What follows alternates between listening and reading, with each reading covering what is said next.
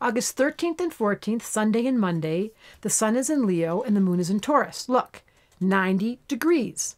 Leo's number 5 in astrology, Taurus is number 2. They're 3 signs apart, which is 90 degrees because each sign gets 30 degrees. So when the sun and the moon are squaring, you've learned this before, it's not an easy chart to be born with. What it tells me immediately is this person, while they have this Leo energy where they really want to be in love and they really want to be out there, the Taurus is shy and very self-conscious and scared.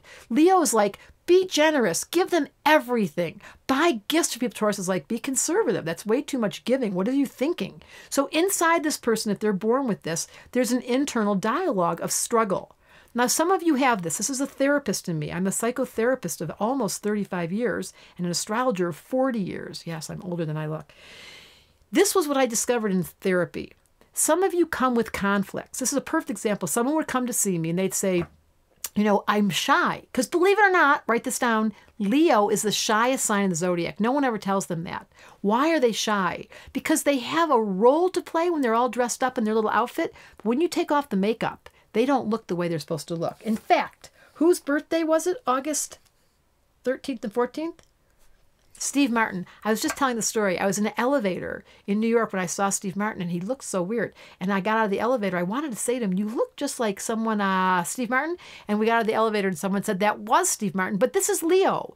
They dress themselves up. They have a role to play as Steve Martin. But when they're their real selves without the makeup, they feel self-conscious. Like, I'm not really who you thought I was, says the actor or the actress. Without my makeup and my costume and my role, will you still like me? And Taurus is the shyest sign because they're slightly self-conscious all the time. Like, I'm not good enough. But when you meet a Leo and a Taurus, someone that has this in their chart, and you give them 3 compliments, like, you look so good today. I'm so glad you're my friend. And you're so, it makes them feel so good. So these are the few days I want to say to you, give yourself some self-acknowledgement. That's the life lesson of Leo. That's this whole month we've been talking about. This is the end of Leo. We're at the 13th and 14th. This is your opportunity to say to yourself, you know what? I can give myself acknowledgement. I don't need to look a certain way. We look in the mirror, especially when you're aging, and all you see is the lines, and all you see is your aging process when gravity starts to have her effect. But really, I think it's so funny we make love with our eyes closed, and you fall in love not with the way the person looks, although that contributes, but the way they make you feel. And Leo, Taurus are so loyal. This is the most loyal combination. And they don't fall in love with just the external. We fall in love with the depth. When you think about the person after they die, what you miss the most is not how they looked. It's how they made you feel, to the Leo Taurus. So that's what's going on in the heavens. And there's still a lot of planets in fire. There are 4 planets in fires in the heavens. So during Sunday and Monday, when you wake up Monday morning and we've got this Leo Taurus, you can ask yourself, what loyalty do I have? This is a really important question for Taurus Leo.